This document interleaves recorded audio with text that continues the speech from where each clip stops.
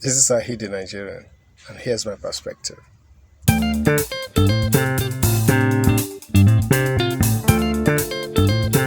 Years ago, I visited the Badagry slave port. This Badagry slave port is the monument that you have. I mean, that we still have out here. That is where the port where slaves are taken out of Nigeria is international. That is internationally known. You have such type. You have a, a type of it in places like Ghana. You have a type of it in places like Benin Republic. You have a type of it in Senegal. Go, I think it's Goree Island in Senegal. The Elmina Castle in Ghana, if I can remember that right. I can't remember the name of the Benin Republic one now, but it's Badagry Slave Port is in Lagos, Nigeria. So I visited the place years ago, and over 10 okay, I visited actually like my first time, I think it was like around 10 to around 12 years ago, thereabout, 10, 12 years ago that I visited the place. Um, when I visited it for the first time, I saw different type of things, obviously, where the journeys that the slave would take when they bring them from the hinterland, the barracoons where they are kept. Sorry about that. The barracoons where they are kept, and the barracoons are like the prisons where the slaves are kept, and before they will not be taken to where the boats will pick them up and onwards to places like Europe, to places like the US, and to places like the Caribbean islands for whatever farming thing that they were using them for back then. So when I saw these places, I saw um, the family houses of those who are like the slave master kingpins, the Chief Serikis of this world, the Mobi, Chief Mobi, and the Mobi family of this world, and what have you. Now, and I saw the what the slaves are, what are used in exchange for slaves. Whether you want to exchange guns, maybe a particular type of gun, maybe you use 120 slaves for that. You want to get a bowl of probably bowl, a particular china, a bowl kind of that the chief will use, and they will use. You get that by exchanging 40 slaves for that. And they will want to get a drink, maybe like a brandy or dry gin or whatever that these Europeans will bring, and they know a certain number of slaves were used in exchange for that. Now, when I saw all that, it was painful. Yeah, I'm human. It was painful seeing all that, and for a bit of time, I couldn't really talk much. I just kept quiet. I was just taking the whole thing, taking them in. And when I looked at this, how hard these people would have suffered, bringing them to that place, that is detaching them from their families because they are stolen and taken from the hinterlands and what have you. Um, it's tough to look at, but I never at that point in time, I never hated white people for it. I never hated white people for it. Please like and subscribe and press the notification button. You'll be glad you did. And the reason why I did not hate white people for it is I'm somebody who believes so much in personal responsibility.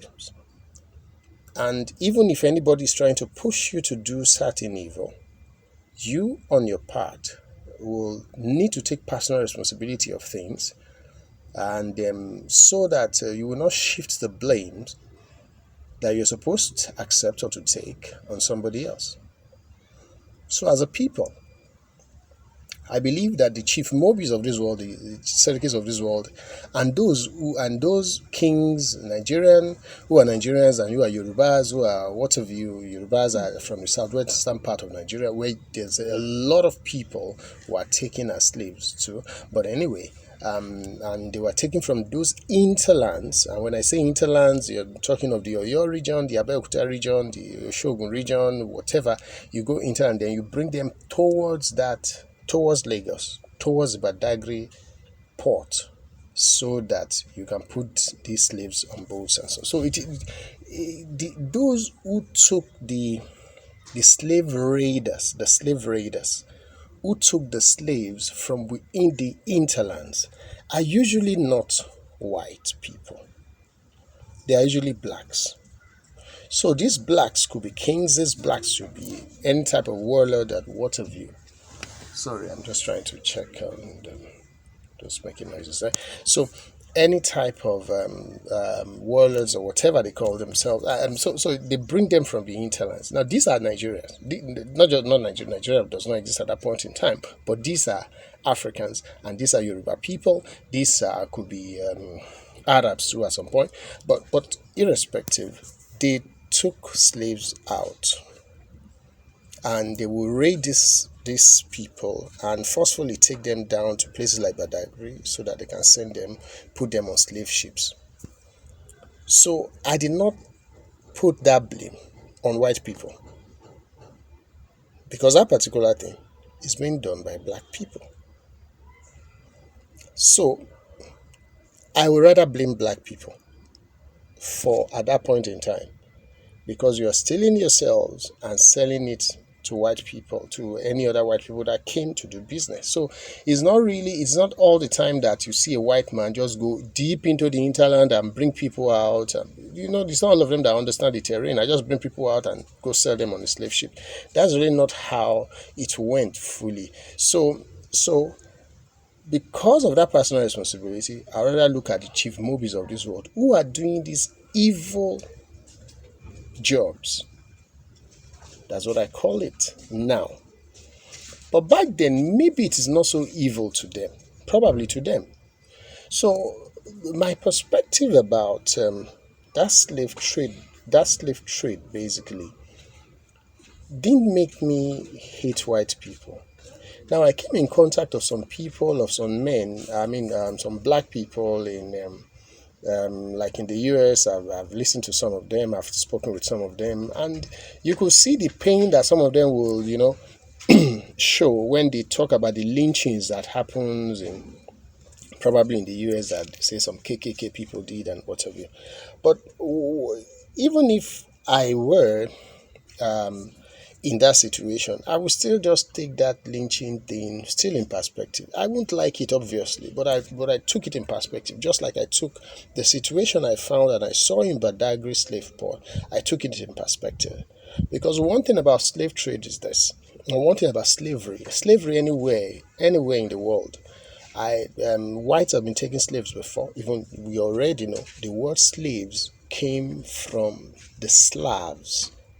The Slavs who are a particular tribe and ethnic group who are Slavs, the Slav from the Slavic region, and who are used as slaves at some point in time. So that's where the word slave came from. And these Slavs are whites, probably. We can say Caucasians, so to speak. So they too experienced slavery. The Arabs probably at some point in time experienced slavery. The Berbers experienced slavery. The Berbers were even slave raiders themselves, so at some point. So everybody, anywhere in the world, one thing with my perspective that I've seen about slavery is that it is the vulnerability of a people that usually get them to become slaves. If they are not vulnerable, most times they may not become slaves. If they are not vulnerable. So vulnerability does a lot of things to this.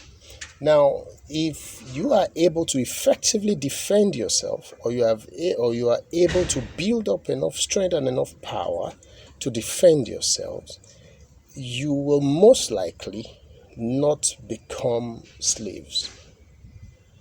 Most likely not become slaves.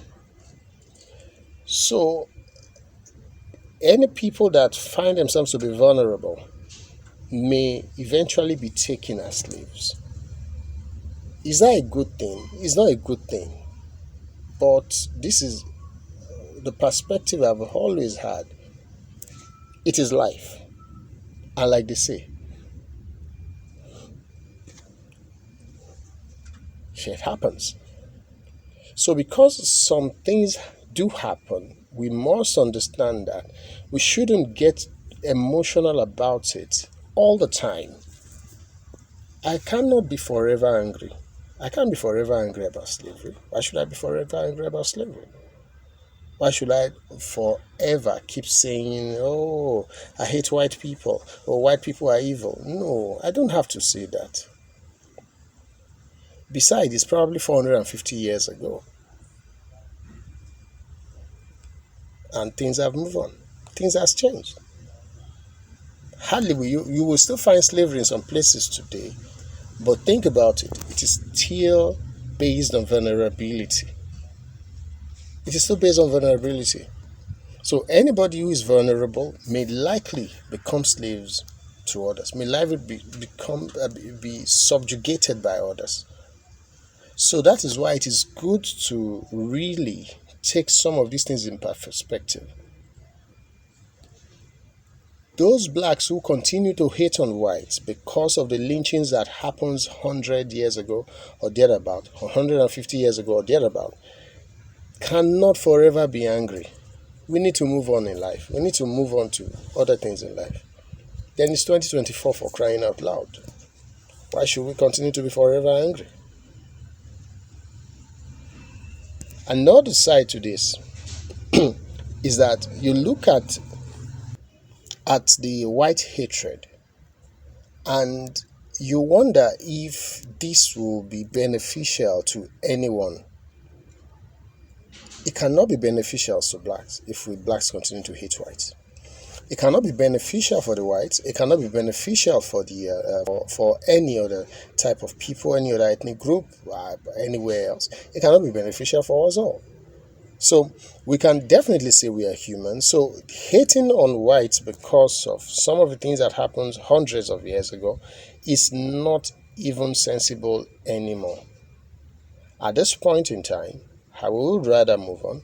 I would rather see what I can do. I would rather see the jobs I can do. I would rather look at the business that I can do. And most times you will discover now that some blacks, especially in places like Africa, we don't go about every day and try to say these whites are evil people. No, we just like continue working and seeing how we are going to live our personal lives. So usually blacks in America, for example, because they are ones who you will find doing this a lot by hating on white people and keep talking about racism, keep shouting racism, keep shouting every day, saying no, racism is and they will say things like there are things that the whites are doing against the brown, the colored people and what have you. You need to leave all that and move on. You need to leave all that and move on. For me, an African whom I saw, that I particularly saw the places where slaves were taken out, probably as supposed forefathers were taken out too. Yes, I hated that, but I won't stay there all the time. I won't allow my minds and my brains to stay at that point all the time. I won't allow my brain to tell me that racism is what is stopping me in doing anything in life.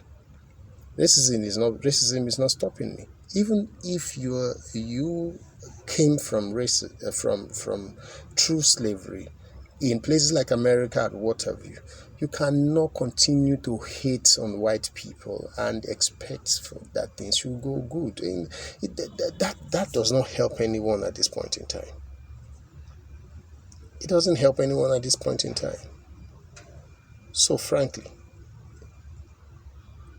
my perspective about slavery is very clear. If you don't want to be slaves, do not be vulnerable. Frankly, if you don't want to be slaves, do not be vulnerable. And peradventure, shit happens.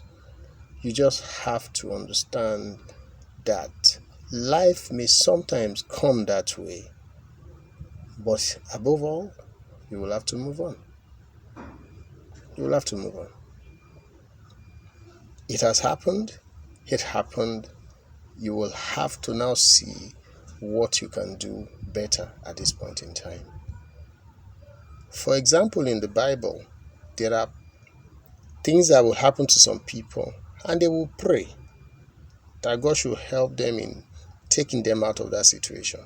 When God helped them and they took them out of that situation, what they will usually do is to refocus their attention on seeing what can get them forward. So will I now continue to hate on white people because of that slavery that happened years ago? I will not. I will not. Will I continue to be angry because of the lynchings that I read about? I will not. I cannot continue to be angry. I will rather just continue working and building my family and seeing how well we will grow and how well that the generations after me will move on and will move up in life. That is the best thing. But to hate on white people, no. So, concerning slavery, with what I've seen at the Badagry slave port, with what I've read and heard across places in the world, I will not forever be angry. I'm not a slave anymore, and I'm not going to be a slave even again. So, this is Saheed in Nigeria, and that's my perspective.